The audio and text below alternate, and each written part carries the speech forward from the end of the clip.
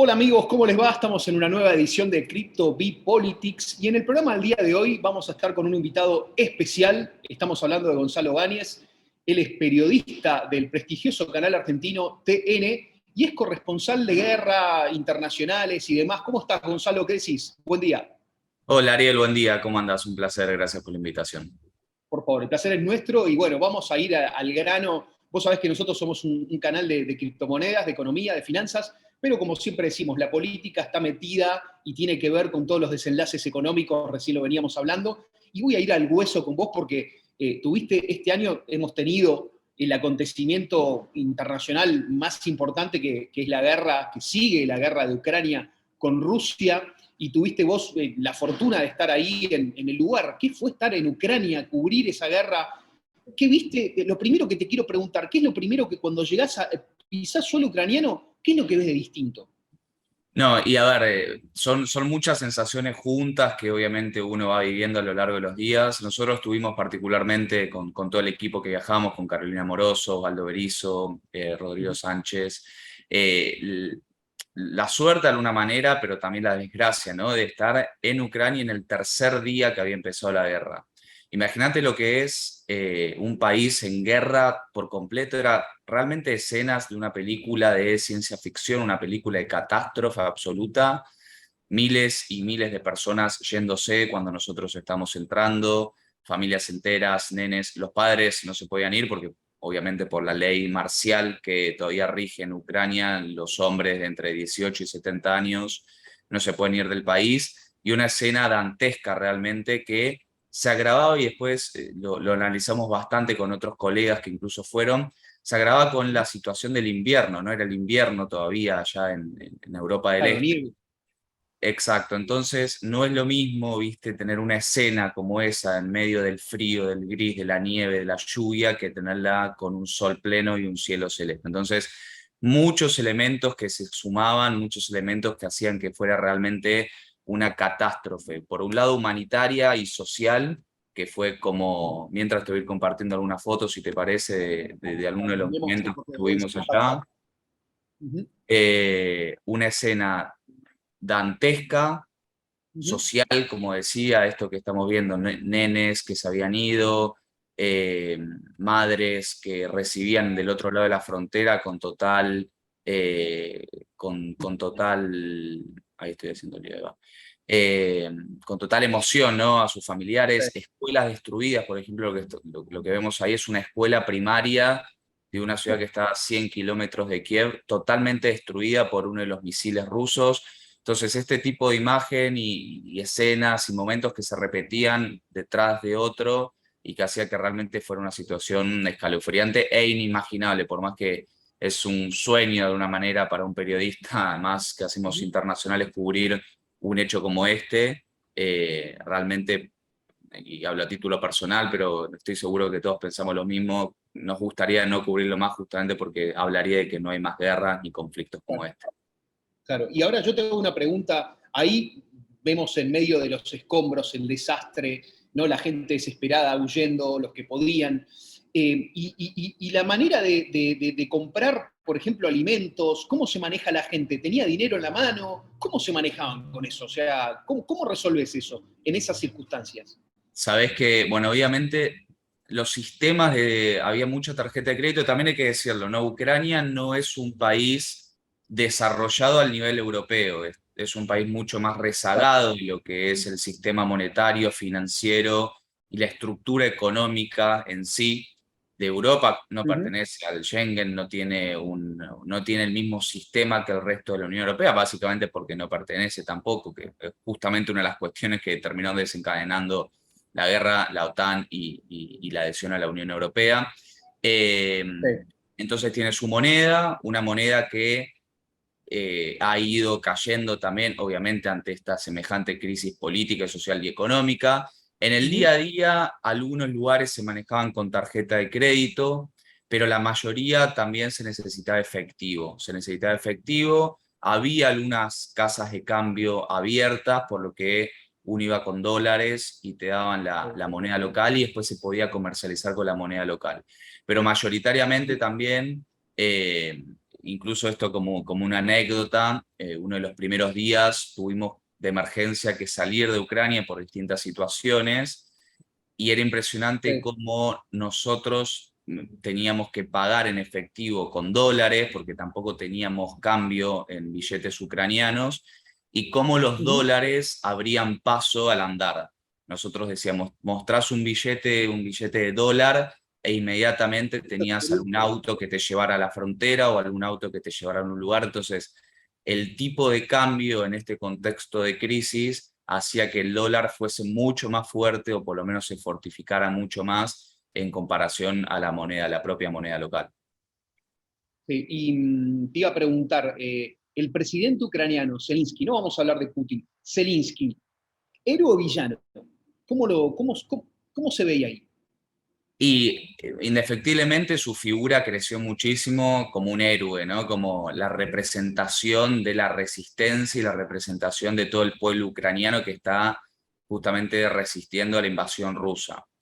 Los Ujú. territorios donde estuvimos nosotros eran mayoritariamente pro-ucranianos, claramente hay que decirlo también, ¿no? La parte este, o sea, la parte que es limítrofe con Rusia, tiene muchas personas que son familiares o que tienen lazos afectivos con los rusos por historia propia. Ucrania fue parte de la Unión Soviética, y muchas personas que quedaron ahí del otro lado de la frontera tienen, incluso hablan ruso. Nos hemos cruzado con muchas personas que hablan ruso y no ucraniano.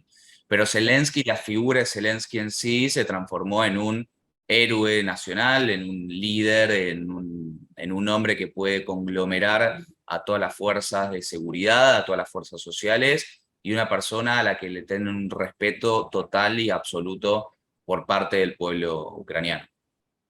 Vamos a la otra figura, si me permitís, Mati, vamos a poner en pantalla porque, bueno, Putin, por su lado, eh, empezó a utilizar sus armas, no solamente sus armas de guerra, sino también las armas financieras, ¿no? Entonces, una de las transacciones más importantes las hacían con Bitcoin, y la noticia importante que sacudió ahora los mercados hace poco es que la bolsa de Moscú, la más grande de Rusia, se prepara para convertirse en una bolsa de criptomonedas, y además fue también las criptomonedas una especie de fue la moneda para transaccionar cuando le pusieron todas las multas y las prohibiciones a Rusia para poder fondearse, para vender su energía, bueno, de lo que todo se habla de la energía. ¿Cómo lo veían ustedes? Ya está, Mati, si querés ya podemos dejar de compartir esta noticia. ¿Cómo veían ustedes desde el otro lado, desde Ucrania, los movimientos de Rusia y de Putin, ¿no? Económicos, cómo hacía para defenderse, ¿no? Sí, a ver, yo creo que eso se enmarca también en un contexto. Yo siempre trato de dividir, ¿no? Lo que se veía incluso dentro y se sentía dentro, que muchas veces es lejano al análisis que se puede hacer desde los medios, de los propios analistas y de la parte analítica económica. Internamente Uh -huh. había sobre Rusia obviamente un odio, y sobre Putin particularmente un odio muy fuerte por la decisión de invadir el país. También había, y que se Claro. sumaba y en relación a lo económico, cierto temor por el ahogamiento que podía llegar a ser Rusia. Ucrania es obviamente dependiente también de muchas exportaciones e importaciones por parte de Rusia, y lo hemos visto, por ejemplo, cuando el Kremlin no dejaba salir a los millones y millones de toneladas de cereales que Ucrania tenía frenadas en los puertos del sur de Ucrania, que es un elemento vital para el mantenimiento económico y para el desarrollo económico de Ucrania. Entonces, Uh -huh. internamente había un temor de que las cadenas de provisionamiento se cortaran con el exterior, no solo con Rusia, justamente por la guerra, pero también que las sanciones y la presión del Kremlin, la presión de Moscú se impactara directamente en el bolsillo y en las góndolas de los supermercados y en Claro. las almacenas de las personas. Pero después, por fuera de eso también, hay una lectura, obviamente, de las sanciones que Occidente, particularmente las principales potencias occidentales, intentaron o le empezaron a hacer a Rusia desde no comercializar más con rublos, que fue una de las principales exigencias que tuvo Putin desde el principio de los días. Si mal no Sí. tengo entendido, son muy pocos países, Bielorrusia y algún otro país de Europa del Este, que mantuvo la compra, sobre todo de energía y de petróleo, a Rusia y pagándole con rublos. Después todo el resto desistió justamente como para meterle una presión financiera a eso y a Rusia. Y indefectiblemente eso tuvo un impacto muy fuerte, Los colegas con los que hablamos dentro de Rusia, que siempre nos piden mantener el anonimato por el riesgo, obviamente, que ellos que tienen al hablar, Ujú. colegas periodistas, pero también otras fuentes del mundo académico, Sí, dicen que Rusia, puertas adentro, está ahogado. Hay una crisis creciente que impacta en la inflación, que impacta en el menor poder adquisitivo y que se siente ya en la calle, ¿no? Se siente en la calle y muestra de ello también es como cuando hace unas pocas semanas Putin anunció el reclutamiento de miles de reservistas, 150.000 reservistas, 300.000 reservistas, perdón, ujú. cómo en forma masiva también los rusos empezaron a tratar de escapar del país. Entonces, todo este contexto son de vuelta distintos elementos que la economía, como siempre, mete la cola y está en el eje, en el centro de la cuestión, pero hay que ver Sí. para dónde va porque no pinta que tenga una resolución pronta. Sí, no, no, no, esto va para largo. Y Gonzalo, ya que te tengo acá, bueno, le decíamos a todos ustedes que Gonzalo Báñez trabaja para la señal TN y hace coberturas en todo el mundo. Estuviste en Brasil. Vamos, Matías, a una placa que te quiero preguntar cómo viste a Brasil. Vamos con la placa que seguía de la de Moscú, que es la adopción en Brasil de las criptomonedas cada vez es más grande. ¿Cómo viste a Brasil ahora que estuviste para las elecciones? ¿Cómo viste Mira, a nuestro polo exacto, amigo?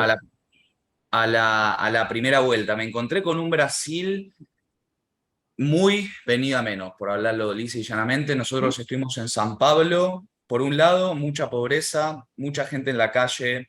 El primer comentario que te hacían, o uno de los primeros comentarios que hacía la gente que tomábamos, que entrevistamos en la calle, era justamente la cuestión económica.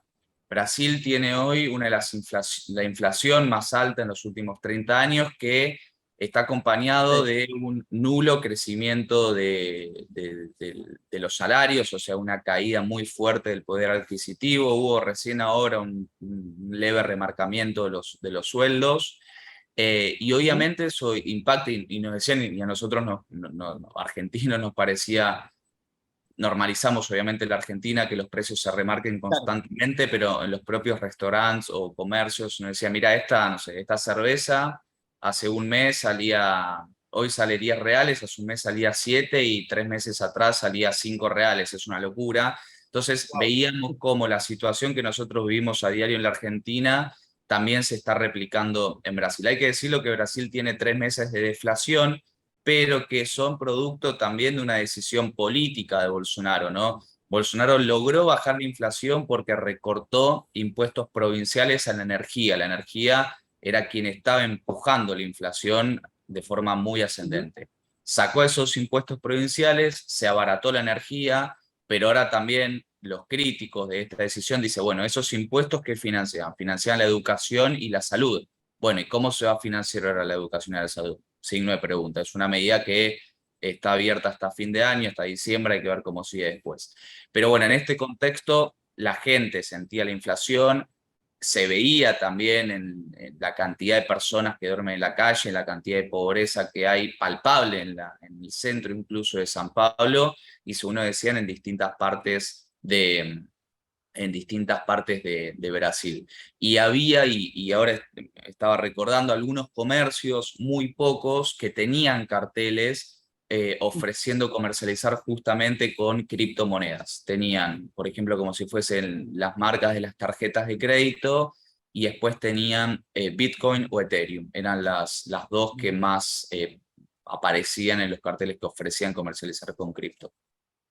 Impresionante. Bueno, un pantallazo enorme y muy importante de dos lugares que están pegando mucho en la economía internacional. Por último, Gonzalo, te quiero preguntar, así a modo personal, vos como corresponsal te ha tocado ir a millones de lugares, ¿cuál fue el lugar que más te impactó? Sacando Ucrania, que me imagino que habrá sido muy importante, ¿qué otro lugar te ha impactado, experiencia te ha llegado al corazón o te ha pegado como periodista?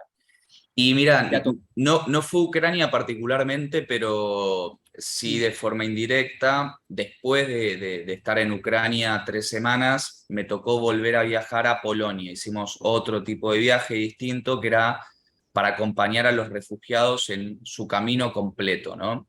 Fuimos a Ujú. Polonia, y acompañamos a un grupo de refugiados que con distintas ONGs habían logrado salir de Ucrania y iban a ser distribuidos por distintas partes de Europa. E hice un documental sobre la historia de una mujer que me encontré ahí en un centro de refugiados, que era de Zaporilla, el sureste de Ucrania, que tanto se habló ahora por donde está la central nuclear, y la acompañé un día entero desde Polonia hasta Italia. Y realmente fue muy fuerte, porque muchas veces uno como periodista por ahí tiene un contacto efímero con la realidad de esas personas, pero estar un día entero con un refugiado y ver en carne propia lo que viven desde el momento en que salen del aeropuerto, estar 4 horas esperando en migraciones a ver si le dejan entrar a Italia. Cuando llega a Italia no tiene nadie que lo espere, se tienen que ir a un convento, se tienen que ir a un refugio donde le den asilo, no habían dormido en una cama por una semana, no se había bañado por 4 días. Entonces, palpar eso y ver eso con ellos y durante unas largas horas, realmente fue algo que me movilizó y creo que al día de hoy, por lo menos en mi corta experiencia, es de las experiencias que justamente que más me movilizaron. Terrible, terrible todo eso que estás contando, Gonzalo. Así que bueno, muchas gracias por esta conexión. Esperemos tener algunas más y poder ir charlando con vos de todas las cosas que ves en el mundo. Y bueno, y te vamos a seguir por TN como siempre. Muchísimas Sí, gracias, Gonzalo, por estar. un placer, gracias a vos, Ariel, por la invitación y acá estamos a disposición.